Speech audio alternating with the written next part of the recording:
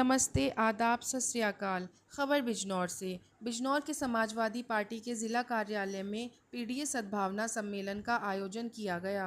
कार्यक्रम की मुख्य अतिथि मुरादाबाद की सांसद कुंवरानी रुचि वीरा रहीं। सांसद रुचि वीरा के पहुंचने पर कार्यकर्ताओं और किसानों ने ट्रैक्टरों के साथ भव्य स्वागत किया। इसके बाद सांसद रुचि वीरा और नेता राहुल सिंह ने ट्रैक्टर पर सवार होकर पूर्व प्रधानमंत्री चौधरी चरण सिंह की प्रतिमा पर माल्यार्पण किया। सम्मेलन में सांसद रुचि वीरा ने महिला आरक्षण और महिलाओं को सशक्त बनाने पर जोर दिया। अन्य नेताओं ने भी पीडीए समाज की एकता, किसान युवा गरीब हित और 2027 के चुनाव की तैयारी पर बात की। कार्यक्रम में सैकड़ों कार्यकर्ता और पदाधिकारी मौजूद रहे। कार्यक्रम की अध्यक्षता निवर्तमान जिलाध्यक्ष शेख जाकिर हुसैन ने की तथा संचालन चौधरी आदित्य वीर ने किया। कार्यक्रम को मुख्य रूप से विधायक चांदपुर स्वामी ओमवेश, विधायक नजीबाबाद हाजी तस्लीम अहमद, राष्ट्रीय कार्यकारिणी के सदस्य डॉक्टर रमेश तोमर, पूर्व जिलाध्यक्ष राशिद हुसैन, अनिल यादव, जिला महासचिव धनंजय यादव, प्रभा चौधरी, साइम राजा, डॉक्टर रहमान आदि ने संबोधित किया। इस मौके पर राहुल सिंह का ट्रैक्टर पर भव्य रोड शो भी निकाला गया, जो पूरे बिजनौर में चर्चा का विषय बना रहा। पीडीए लेके चले पिछले आम चुनाव लोग हमसे जुड़े समाज के लोग, चाहे अल्पसंख्यक समाज के लोग और चाहे स्वर्ण समाज के लोग हों, ये सभी लोग जुड़े एक हमारे राष्ट्रीय अध्यक्ष जी के व्यक्तित्व को देखते हुए, जिस तरह से उनके कार्यकाल में विकास हुए उसको देखते हुए, जो विनम्रता उनके साथ है, लोग उनसे खुद ब खुद उनकी तरफ आकर्षित होते हैं। तो ये जो पीडीए की सभाएं हैं जनपदों में, ब्लॉक में, गाँव में, ये हम सब पार्टी के लोग 27 तक और उसके आगे तक भी ये प्रोग्राम करते रहेंगे। जिनको समाजवादी के मदद की ज़रूरत है वो उनके समाजवादी के लोग उनके पास पहुंचेंगे, उनकी समस्या को सुनेंगे और उनका समाधान कराएंगे। अच्छा, महिला बिल की बात चल रही है इस समय सांसद जी। 28-29 अप्रैल को आरक्षण बिल के विरोध में जो निंदा प्रस्ताव लाया जा रहा है यूपी सरकार द्वारा, तो क्या समाजवादी पार्टी इसमें शामिल होगी या विपक्ष में रहेगी निंदा प्रस्ताव में? विपक्ष में रहेगी। ये सिर्फ और सिर्फ लोगों को, महिलाओं को धोखा देने का काम कर रहे हैं। जो बिल पहले से ही स्वीकृत है, जो आज भी स्टैंड करता है, ये उसे लागू नहीं कर रहे हैं और उसकी आड़ में अपनी और चुनावी बिसात ये बिछाना चाहते हैं। समाजवादी पार्टी गठबंधन महिला के आरक्षण की विरोधी नहीं है, 1% भी विरोधी नहीं है। पूरे विपक्ष की मांग है कि आरक्षण, महिला आरक्षण लागू हो, लेकिन जो ये डिलिमिटेशन इनका बीच में घुसा दिया, उसका विरोध हम लोगों ने किया है। महिला आरक्षण का विरोध समाजवादी पार्टी ने नहीं किया। अच्छा मैम, ये 7 राज्य जो चुनाव चल रहे हैं बंगाल में, क्या इसका फ़ायदा उठाने के लिए ये सब चीज़ें की गई हैं? बिल्कुल इसीलिए किया गया है।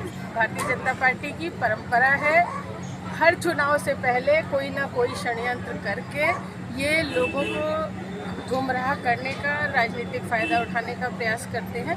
उसी की कड़ी में ये हुआ है, वरना ऐसी क्या आफत थी, इतनी अफरा तफरी की ज़रूरत क्या थी कि 5 राज्यों में चुनाव चल रहा है और आप स्पेशल सेशन बुला रहे हैं। सभी सांसद अपने अपने क्षेत्रों में कन्वेंसिंग में लगे हुए हैं, चुनाव में लगे हुए हैं और एकदम से इन्होंने सदन बुलाया। ये सिर्फ और सिर्फ महिलाओं को गुमराह करने के लिए किया है। ये महिलाओं की को आरक्षण देने वाली, उनको समानता देने वाली सरकार नहीं है। मैं बताना ये चाहती हूँ, भारतीय जनता पार्टी के संगठन में महिलाओं का कोई स्थान नहीं है। इनकी 21 राज्यों में भारतीय जनता पार्टी की सरकार है और महिला मुख्यमंत्री कितनी है? आधी। उसको भी अधिकार नहीं है। रेखा गुप्ता जी को, जो दिल्ली की मुख्यमंत्री है, उनको भी कोई अधिकार नहीं है। आधी मुख्यमंत्री बना रखा है। क्यों 33% आरक्षण नहीं देते? 7 महिला मुख्यमंत्री बनाए। ये कहना है कि ये सिर्फ गुमराह कर रहे हैं। अच्छा सांसद जी, अभी जब महिला बिल का विरोध हुआ तो अपर्णा यादव जो इस समय बीजेपी में और मुलायम सिंह जी की पुत्रवधू हैं, उन्होंने समाजवादी पार्टी का झंडा जलाया है। क्या उन्होंने पार्टी का झंडा जलाया? किसी भी पार्टी का झंडा जलाने में जोन में उनके ऊपर FIR होनी चाहिए। अच्छा, एक बात यहाँ स्पीच में ये कही गई है कि जो है बेईमानी से सरकार बनी है ये, तो क्या इस बार जो है इसका विरोध होगा? गलत आ रही है इसी बात का विरोध ही होगा, क्यों नहीं नहीं, विरोध करेंगे? पहले इसका विरोध क्यों नहीं गया? सुप्रीम कोर्ट है, संसद से सड़क तक आप इस चीज़ की वो कर सकते हैं। इलेक्शन कमीशन उनका कहना नहीं चाहिए, सब जगह भारतीय जनता पार्टी का कब्जा है। अब देश की जनता, देश की महिलाएं, देश के किसान, देश के युवा समझ चुके हैं, देश के व्यापारी समझ चुके हैं। इतनी भारी तादाद में वोट इस बार विपक्ष को पड़ेगा, समाजवादी पार्टी को पड़ेगा कि ये सब गड़बड़ियां करना भूल जाए। सांसद जी, एक मुद्दा चल रहा है बिजनौर में, खालिद तालिब और पूर्व सांसद भारतेंद्र सिंह का, इसमें आप क्या कहेंगे? देखिए, उनके साथ अत्याचार हो रहा है। मैंने पहले दिन ही ये बात कही थी कि देखिए, मोटी सी बात है कि एडमिनिस्ट्रेशन अपना काम करे। अगर उनकी कोई कागजों में कमी है, खामी है, कोई परेशानी है, तो वो अधिकारी तो जांच करेंगे या नेता जांच करेंगे जाके? वो क्यों गए थे? उनकी क्या दिलचस्पी थी? उनका ये कहना अधिकारियों ने बुलाया था हमें। क्यों बुलाया था? अधिकारी पंगु हो गए। अधिकारियों के पास साधन नहीं है जांच करने के, कागज नहीं है उनके पास, उनके सबऑर्डिनेट नहीं है, वो नेताओं से जांच कराएंगे? अच्छा, अभी आपने एक बयान दिया था RSS नासूर है, बिल्कुल। क्या आप उस पर अड़ी हैं? मेरा कहना ये है कि मैं सनातन धर्म में पैदा हुई हूँ। मैं सनातन धर्म को मानूं, मैं मंदिर में पूजा करूं, मैं व्रत रखूं, मैं आरती गाऊं, मैं हवन करूं, लेकिन मैं RSS को मानूं ये कोई ज़रूरी नहीं है। RSS कोई धर्म नहीं है, RSS कोई सनातन नहीं है, RSS कोई आर्य समाज नहीं है। आर्य समाज एक संस्था है, वो अपने चीज़ों से भटक रही है। वो देश में जब उनके ऊपर से प्रतिबंध हटाया गया था तो इस नियम के साथ हटाया गया था 1949 में इस प्रतिबंध के साथ हटाया गया था कि वो राजनीति में दखल नहीं देंगे, और आज वो पूरा दखल राजनीति में दे रहे हैं और देश में वैमनस्यता फैला रहे हैं, हिंदू मुस्लिम फैला रहे हैं। उनकी आइडियोलॉजी से मेरी आइडियोलॉजी नहीं मिलती और देश के 80-90% लोगों की आइडियोलॉजी नहीं मिलती। ये सिर्फ भ्रमित करने की बात है। कोई RSS हमारा धर्म है क्या? बिजनौर से आप RSS तो के लोगों ने महात्मा गांधी को मारा। RSS के लोग झंडा नहीं फहराते थे, RSS के लोग जनगण मन नहीं गाते थे, वंदे मातरम नहीं गाते थे। बिजनौर में आप टिकट की विधानसभा टिकट की राहुल भाई की पैरवी करेंगे या अपनी बेटी स्वाति वीरा की? देखिए, टिकट मांगने का हक सबको है और सीटें भी कई सारी हैं। मेरे लिए तो भाई, मैंने तो राष्ट्रीय अध्यक्ष से कहा है कि जो सबसे कमजोर सीट हो उस पर मेरी बेटी को चुनाव लड़वाना। सांसद जी, एक सवाल क्या कहना चाहेंगे? आज PDA सद्भावना सम्मेलन का आयोजन समाजवादी पार्टी कार्यालय में किया जा चुका है, जिसकी मुख्य अतिथि पुरानी रुचि वीरा जी सांसद मुरादाबाद की। PDA के फॉर्मूले अखिलेश जी, हमारे जो राष्ट्रीय अध्यक्ष हैं माननीय अखिलेश यादव जी, वो बहुत दिन से PDA को साथ लेकर चल रहे हैं। उसी क्रम में आज PDA सद्भावना सम्मेलन का आयोजन किया गया है। सद्भावना फैली रहे समाज में, बिजनौर में भाईचारा फैला रहे, इसलिए सम्मेलन का आयोजन किया। समाजवादी के कुछ नेता मंच पे नहीं थे आज, क्या कहेंगे? क्या गुटबाजी हावी होगी? क्या हो सकता है कुछ काम से गए हैं, मैंने तो सबको इन्वाइट किया था, लेकिन हो सकता है किसी को काम। अनुज मलिक को भी इन्वाइट किया था क्या? हाँ, ज़्यादातर प्रोग्राम में नहीं पहुँच पा रहे हैं वो। किस प्रोग्राम में?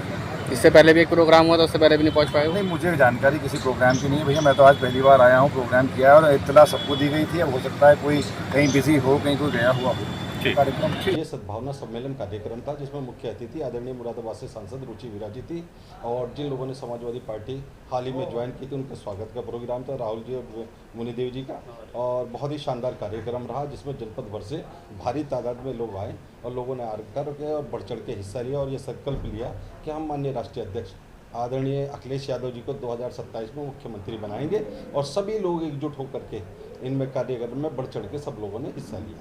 देखिए, आज जो है कुछ कार्यकर्ता भी मंच पे नजर नहीं आए, जो कि पार्टी में नए ज्वाइन हुए थे, वो भी मंच पे नजर नहीं आए। नहीं, ऐसा कुछ नहीं है। ऐसा है ना, देखिए अब साय का वक्त चल रहा है, साय का देखिए, नहीं मेरी बात सुनिए, इससे पहले थे वो प्रोग्राम में, और साया चल रहा है, शादियों के कार्यक्रम चल रहा है, क्षेत्र में PDA का कार्यक्रम चल रहा है। इसके बावजूद भी समाजवादी पार्टी के, आपने देखा होगा जो गुलदस्ता है हमारा, जो स्टेज जो है, जो PDA का गुलदस्ता है, जिसमें हर एक समाज का व्यक्ति जो है समाजवादी पार्टी के गुलदस्ते में शामिल था और सभी लोग हम एकजुट होकर के माननीय राष्ट्रीय अध्यक्ष अखिलेश यादव जी को 2017 में मुख्यमंत्री बनाने का काम करें। जी हाँ, जैसे कि आदरणीय सांसद जी बता रही थी कि रास्ते में जो है पुलिस ने काफ़ी जो हमारे वाहन थे उन्हें रोकने का काम किया। उनकी मंशा साफ है कि किसी तरह से जो आपका जो कार्यक्रम है कार्यक्रम को फ्लॉप करने की है और ये कार्यक्रम को फ्लॉप करने की इससे ही जो हमारे समाजवादी के कार्यकर्ता हैं सब में उत्साह बढ़ता है, क्योंकि जब सरकार इस तरह की मंशा से काम करने लगे तो समझ लीजिए कि सरकार बदलने वाली है और सत्ता परिवर्तन होने वाली है और आने वाले वक्त में सिर्फ और सिर्फ अखिलेश यादव जी ही होंगे इस प्रदेश के मुख्यमंत्री।